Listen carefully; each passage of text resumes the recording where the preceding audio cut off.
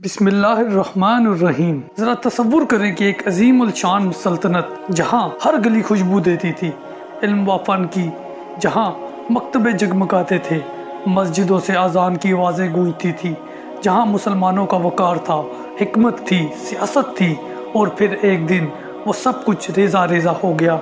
मैं आपको ले चलता हूँ उस आखिरी सफ़र पर जिसका नाम है सुकूत गरनाता, मुस्लिम उंदलस का आखिरी दिन, मुसलमानों की अजमत का आखिरी मंजर। ये 7वीं सदी ईस्वी की बात है जब तारिक बिन ज़ियाद ने अपने अजीम लश्कर के साथ जबल तारिक अबूर किया। स्पेन के साहिल पर उतरकर उसने अपने तमाम जहाज़ जला दिए और कहा, अब पीछे वापसी का कोई रास्ता नहीं, या तो फतह है या शहादत। ये वो लम्हा था जब उंदलस की तारीख ने नई करवट ली। मुसलमानों ने न सिर्फ स्पेन फतह किया बल्कि इल्म, अदल और तहजीब की वो मिसालें कायम की जिन पर आज भी दुनिया हैरान है। कुर्तुबा, अशबीला और गरनाता जैसे शहर रोशन हुए। स्पेन में मुसलमानों ने ऐसे मकतबे बनाए जहाँ ईसाई, यहूदी और मुसलमान यकसा इल्म हासिल करते थे। अस्पताल, आबरसानी का निज़ाम, पुल, अमारात, ये सब इस दौर की यादगारें हैं। गरनाता सिर्फ एक शहर नहीं था बल्कि ये एक तहजीब का चिराग था जो उंदलस के अंधेरों में आखिरी रोशनी की मानंद जल रहा था। उंदलस की तारीख में जब एक एक करके कुर्तुबा, इशबीला और दूसरे बड़े मुस्लिम शहर ईसाइयों के हाथों से निकलते गए, तब गरनाता वो आखिरी किला बचा जो मुसलमानों के कब्ज़े में रहा। ये शहर 1238 ईस्वी में बनु नसर के हाथ आया जब इनके बानी मोहम्मद बिन अल अहमद ने गरनाता को अपना दारुल हुकूमत बनाया। ये वो वक्त था जब उंदलस के दीगर इलाके तबाह हो चुके थे और सिर्फ गरनाता ही बाकी था जहां इस्लाम का परचम बुलंद था। गरनाता जनूबी स्पेन के इलाके इंडोनेशिया में वाक़िया है। इसके एक तरफ सरसब्ज़ वादी, दूसरी जानिब सीरा नेवेडा के बर्फपोश पहाड़। इन कुदरती रुकावटों ने इसे फौजी लिहाज से एक मजबूत किला बना दिया था। यही वजह है कि ईसाई लश्करों के लिए ये इलाका फौरी तौर पर ज़ेरे नगी लाना आसान न था। गरनाता न सिर्फ अस्करी एतबार से अहम था बल्कि तहजीबी व इल्मी लिहाज से भी इसका शुमार आलिम इस्लाम के दरख्शां शहरों में होता था। यहाँ मदारिस, मकतबे, लाइब्रेरियाँ, फ़िकी मजालिस, शायरी महफिलें और फ़लसफ़ाना बहस होती थी। मशहूर अरब शायर लिसानुद्दीन बिन अल ख़तीब और मौरिख लिसानुद्दीन बिन खल्दून जैसे अहले इल्म ने गरनाता की गलियों में इल्म व अदब को फ़रोग़ दिया। गरनाता की सबसे नुमाया अलामत कसर अल हमरा था। ये महल महज ईंट, पत्थर और गज की इमारत नहीं बल्कि इस्लामी फ़न तामीर, खत्ताती, जियोमेट्री और फितरत के हुस्न का एक ऐसा इम्तिजाज था जो दुनिया भर के सियाहों को आज भी महसूर कर देता है। इसके दरो दीवार पर आयात कुरानी, अशआर और अरबी खत्ताती का जादू बिखरा हुआ है। फवारे, बागात, चश्मे, बुलंद महराबे और वो रोशनी जो हर कोने में झलकती थी, ये सब कुछ गरनाता की रूह का अक्स था। ये वो शहर था जहाँ मुसलमान, ईसाई और यहूदी साथ रहते थे। हर मज़हब को आज़ादी थी। गरनाता ने बैनुल मज़ाहिब हम आहंगी की वो मिसाल कायम की जिस पर यूरोप आज तक फ़ख्र करता है। ये बात यूरोपी मोरखीन भी तस्लीम करती हैं कि गरनाता में अक़लियत को जो हकूक़ मिले वो इन्हें पूरे यूरोप में कहीं और नहीं मिले। गरनाता में तजारत, ज़राअत, दस्तकारी अपने अरूज पर थी। शहर की गलियाँ खुशबू से महकती थी। बाज़ारों में अरबी, बर्बरी, हस्पानवी और इब्रानी ज़बानें गूंजती थी।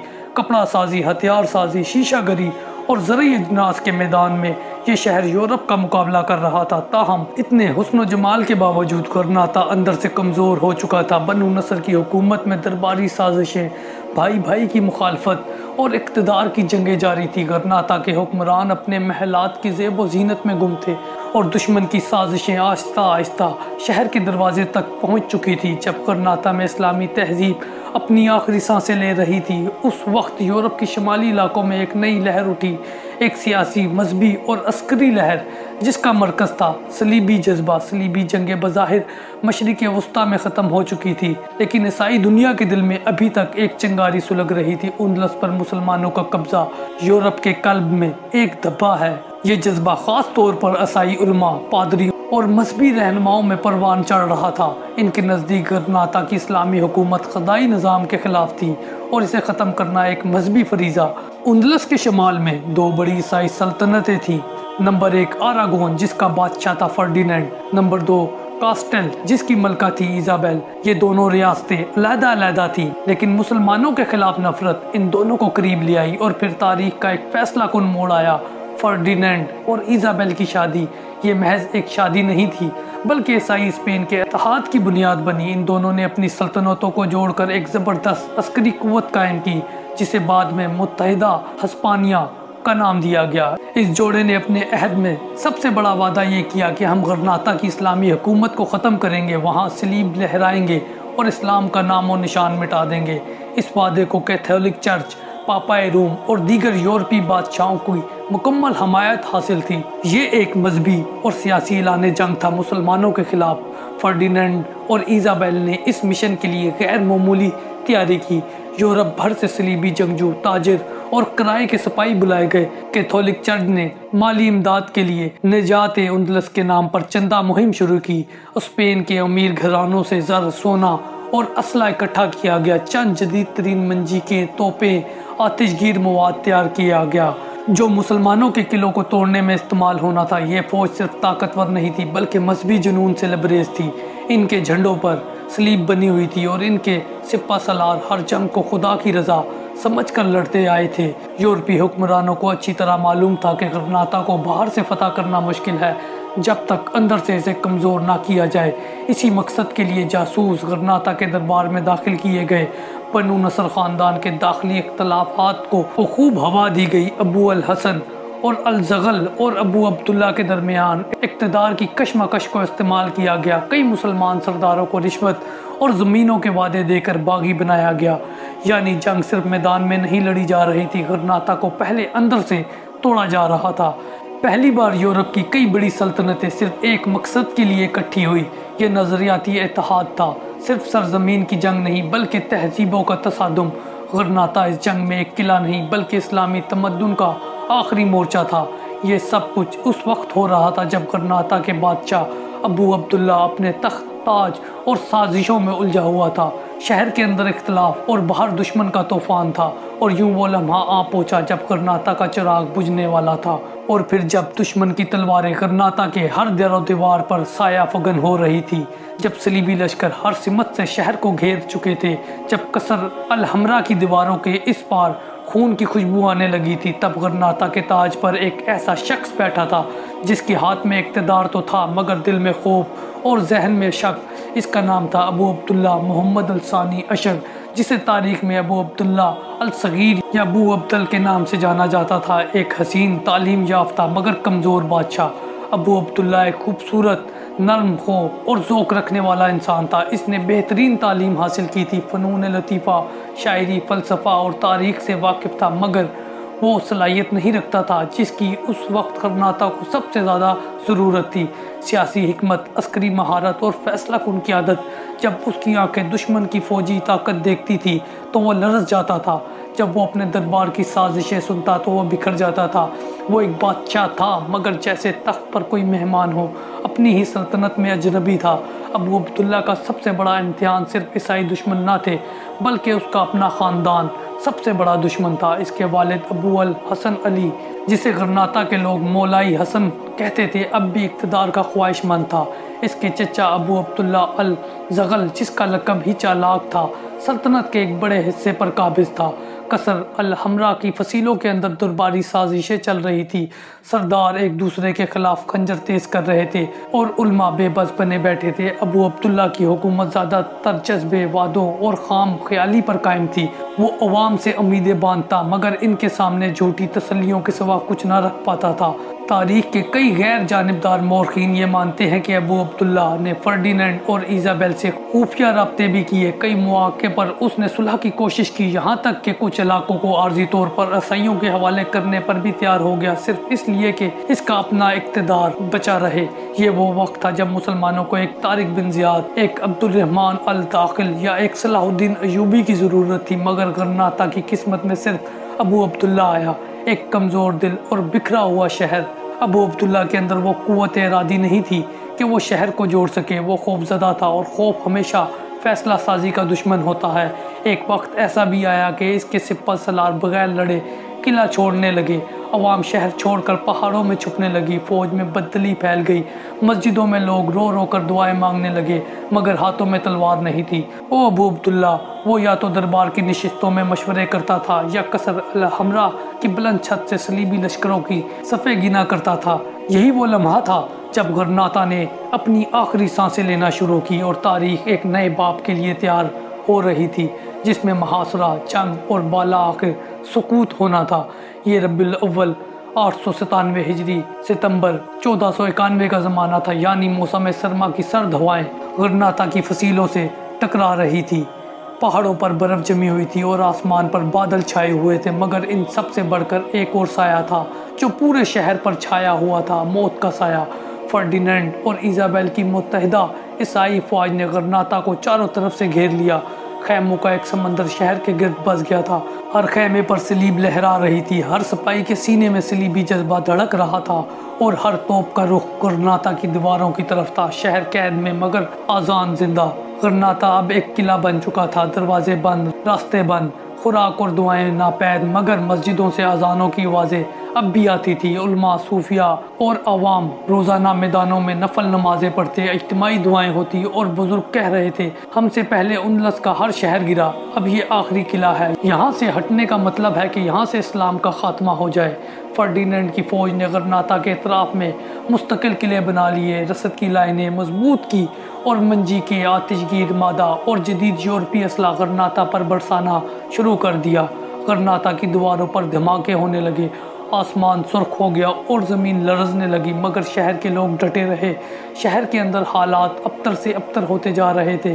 गल्ला ख़त्म हो चुका था, लोग दरख्तों की छाल, जली हुई रोटियां, यहाँ तक कि मुर्दार खाने लगे थे। बच्चों के रोने की आवाज़ें हर घर से आ रही थी। औरतें दुआओं के साथ कपड़े बेचकर अनाज खरीदने की कोशिश करती, मस्जिदें भर जाती और हर शख्स की आंखें नम हो जाती।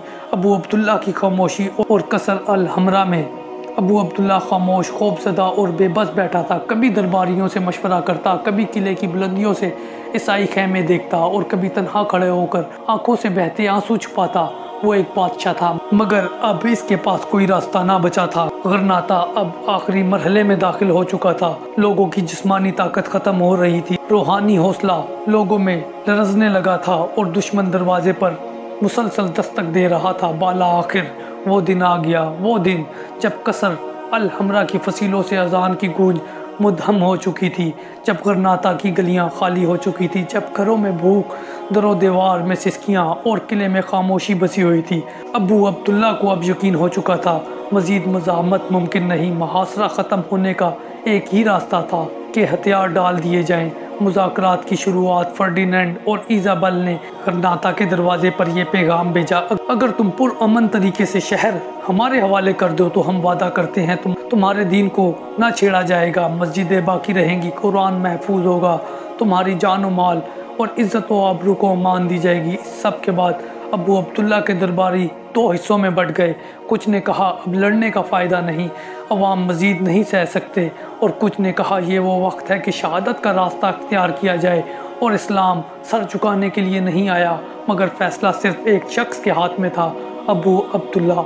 और इसने कलम उठाया और माहिदा लिखा। तारीख में ये माहिदा जो 28 शिकों पर मुश्तमिल था, इसमें मुख्तलिफ बातें दर्ज थी। नंबर 1, मुसलमानों को इनके दिन पर मुकम्मल आज़ादी होगी। नंबर 2, मस्जिदें बंद या चर्च में तब्दील नहीं होंगी। नंबर 3, किसी को जबरन ईसाई नहीं बनाया जाएगा। नंबर 4, मुसलमान अपने इलाके, माल व जायदाद के मालिक रहेंगे। नंबर 5, उलमा, काजी, मौज़न और ख़तीब अपने फ़राइज़ अंजाम देते रहेंगे। नंबर 6, मुसलमानों के बच्चों को ईसाई तालीम से दूर रखा जाएगा। नंबर 7, किसी मुसलमान को कैथोलिक अदालत में पेश नहीं किया जाएगा।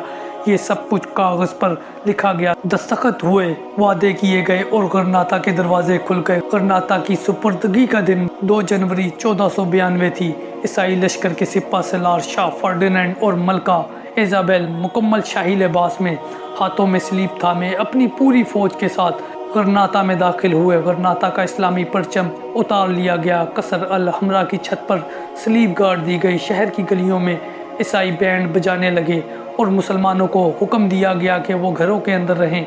कसर अल हमरा की सीढ़ियों पर अबू अब्दुल्ला खामोश खड़ा था। इसने गरनाता को आखिरी बार देखा और कसर के दरवाजे से बाहर निकल गया। ये था एक तहजीब का खात्मा। सिर्फ एक किला नहीं गिरा बल्कि पूरी रूह ख़त्म हो गई, और वो सब कुछ जो कभी उंदलस का फ़ख्र था सिर्फ याद बनकर रह गया।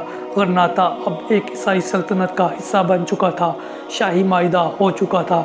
कलम से लिखे गए वादों को मुसलमानों ने दिल पर लिख लिया था, लेकिन ईसाइयों के लिए वो सिर्फ फतह नहीं थी, वो इंतकाम था, सदियों पुराना ज़ख्म। गरनाता में मुसलमानों की शान और शौकत, आज़ानों की आवाज़ें, मदरसों की रौनकें, ये सब कुछ याद दहानी थी उनके जलील माजी की, और अब वो इसका इंतकाम ले रहे थे।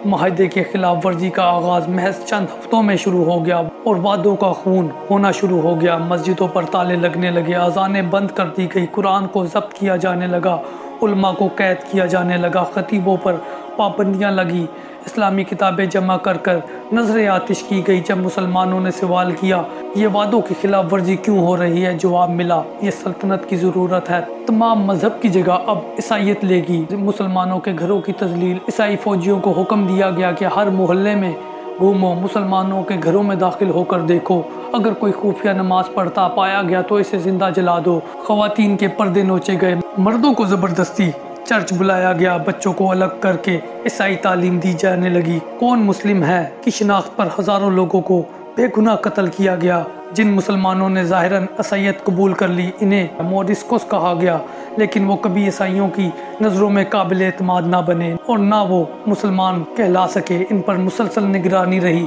इनके घरों में खुफिया कुरान तलाश किए जाते, इनकी नमाजें, वज़ू, लिबास, सलाम तक पर पाबंदियाँ लगने लगी। सिर्फ एक बार ज़ुबान से अस्सलाम वालेकुम कहने पर कत्ल का हुक्म था। ये थे वो बदनाम ज़माना ईसाई अकूबत खाने, जहाँ ईमान का इम्तिहान लिया जाता था, मुसलमानों को जंजीरों में जकड़ कर लाया जाता, इनके नाखून खींचे जाते, आग की सलाखें जिस्म में दागी जाती, लोहे की सलाखें गर्म करके इनके चेहरे जलाए जाते और इनसे कहा जाता बताओ तुमने आखिरी बार नमाज कब पढ़ी। अगर वो कहता मैं मुसलमान नहीं हूँ तो कहा जाता सबूत दो, सलीब चूमो, कुरान को ठोकर मारो, और अगर इनकार करते तो जलती लकड़ियों पर जिंदा जला दिए जाते। आखिरी अजान गरनाता के एक महल में एक बूढ़े मौज़िन ने चुप कर दी। आखिरी बार उसने सूरज निकलने से पहले आज़ान दी, अल्लाहु अकबर, अल्लाहु अकबर।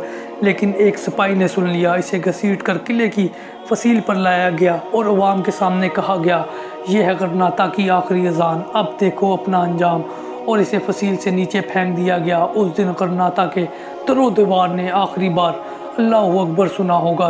बाकी मानदा मुसलमानों ने हिजरत शुरू कर दी। कुछ अलजायर, मराकश, ट्यूनिस चले गए, कुछ तुर्की उस्मानी खिलाफत की पनाह में पहुँचे, लेकिन हज़ारों मुसलमानों को बहरा रूम में डुबोने के लिए कश्तियों में बिठाकर बीच समंदर में छोड़ दिया गया।